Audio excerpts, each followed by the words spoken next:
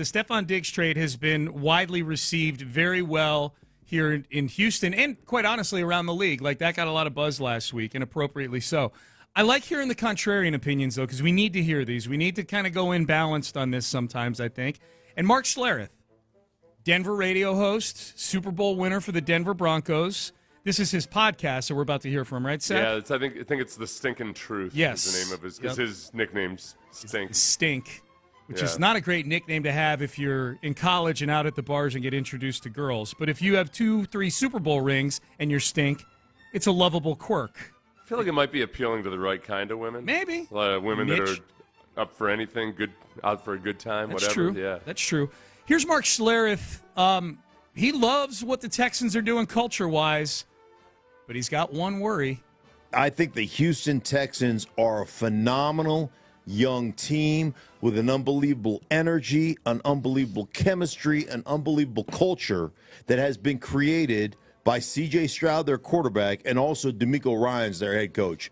They are phenomenal. You know, I'm at a Friday practice every Friday of the season, and I'm telling you, the energy at that practice, the attention to detail of that practice, the way they went after one another, and the way they actually, you know, practice the efficiency, the alacrity, any idiots that you want to put on there, they were great.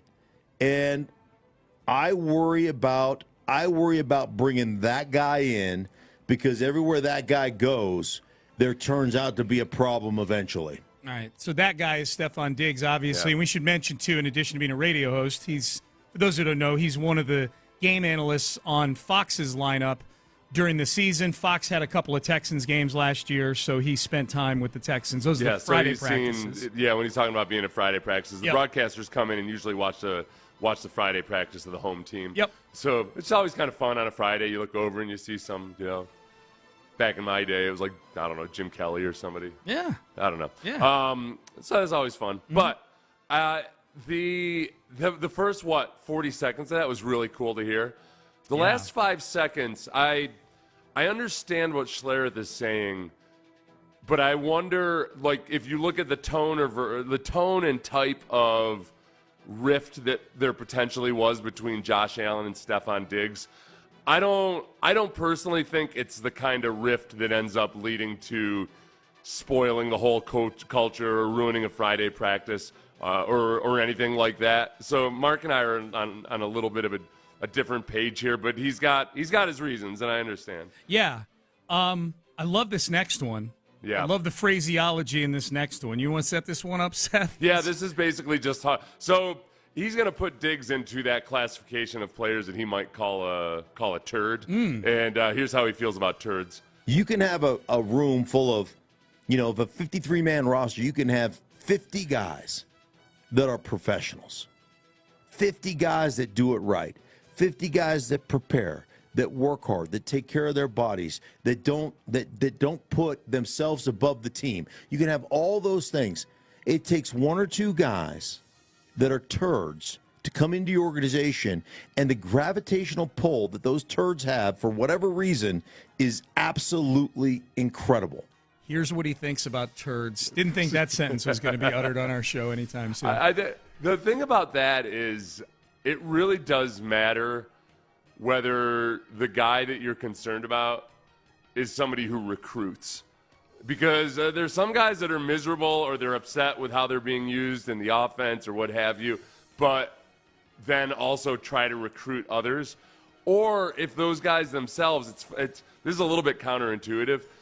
Sometimes it's easier to withstand those guys and to be okay as a culture as long as those guys are actually otherwise well-liked. So, like, you want them to be well-liked, but not overly charismatic. If they're just despised, then they wear on everybody.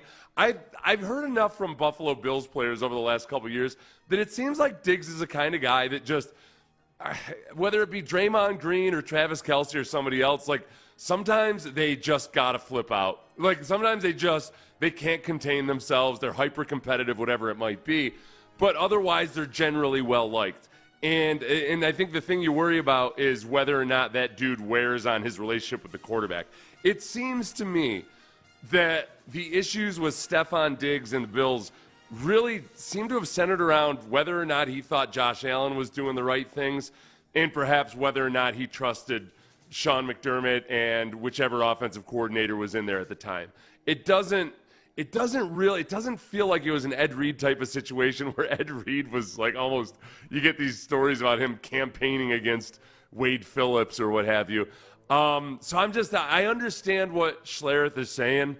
I don't think that Diggs is that type of guy. Now, I know obviously Buffalo decided to walk away from him at a drastic cost. So was that just because they wanted to, continue to develop Josh Allen, or was it because he was that big of a pain in the ass to everybody in the building? So far it feels more like it was isolated to a QB wide receiver situation. Yeah, but that's the most jarring thing to me probably of this whole thing. The most jarring thing to me isn't that the Texans now have Stefon Diggs, because that's just the latest big move in an offseason, really a year of big moves if we go back to the draft last year.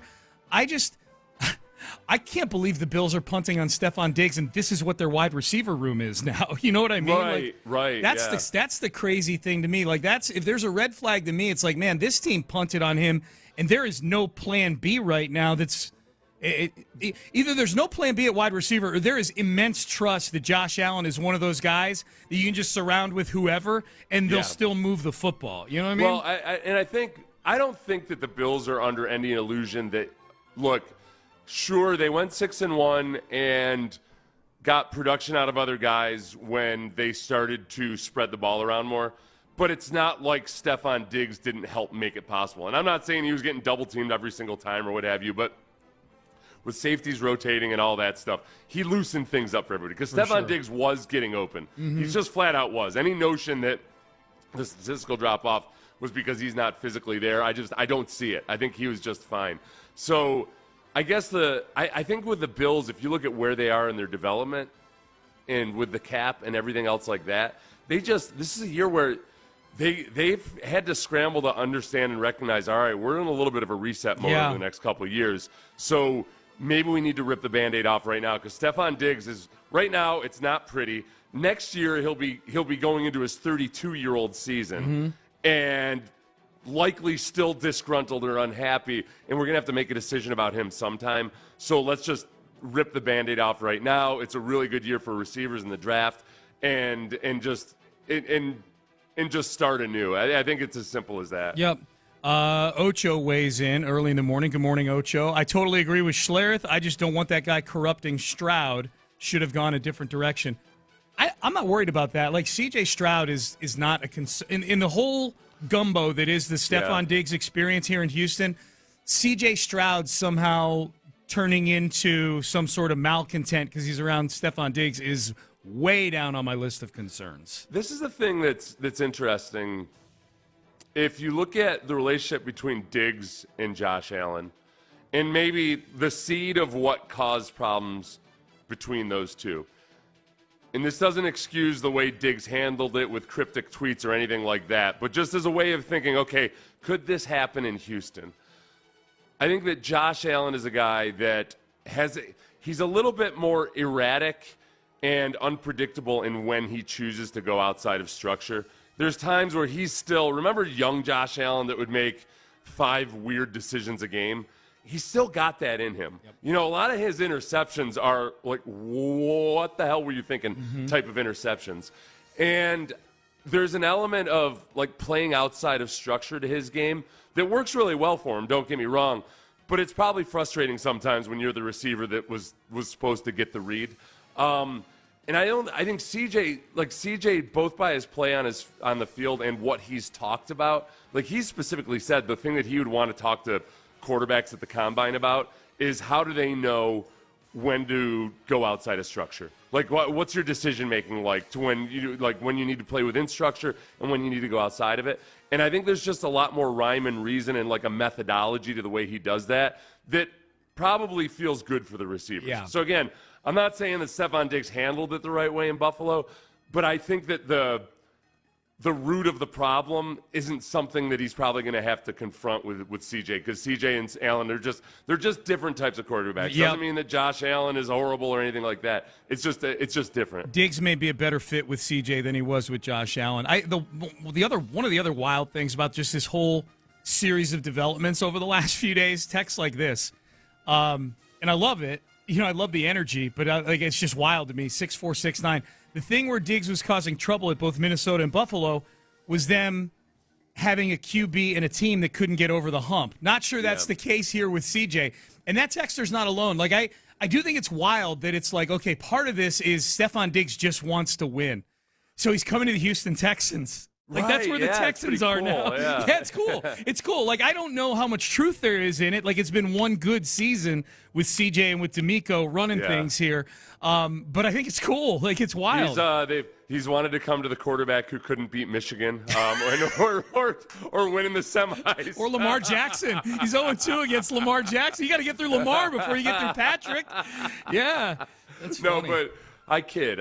Yeah. But no, I think that the way CJ plays and how promising he was as a rookie with a lot of the veteran aspects of the game is probably what appeals the most to Stefon Diggs. Yep. So, and I'm not trying to look at it with rose-colored glasses or anything. I'm just trying to kind of get into the psychology of Stefon Diggs and some, like, from my own experience. Because, look, Schlereth and I both have played with guys who are locker room headaches or problems. The cancer part comes into whether – the reason it's called a cancer is that a cancer spreads. So, what does that guy do to the actual culture? Does he recruit? Yeah. Is he like – is he having like meetings in coffee shops at 11 p.m. With a poetry reading where you convince everybody to align against the head coach? Or is he just that benign mole that's sitting on your shoulder right there? Yeah. You know what I mean? Like, okay, well, it's ugly, but it's benign. It's okay. It's not gonna hurt anything. Schlereth, to put a bow on Schlereth. Schlereth, I think, nets out the gravitational pull of the turd very, very well right here. If everywhere you go it smells like it's probably you. Damn. It's him. Damn, Ben. I thought you didn't bleep that for a second. Ben knows what he's doing. Oh, I know. I just got a little nervous. Ben gives you a little hint of what you're missing out on. He's doing it to mess with me a little bit, and I like it. You did. You jumped. It did. It's you, Ben. Good job, You jumped like Ben. you've been caught. Good job. Revenge is a Your dish. mom was asking you what you were doing in there. Best served. Sean, Yeah. what are you doing in there? There's a sock on the door. Nothing, Mom. Working out.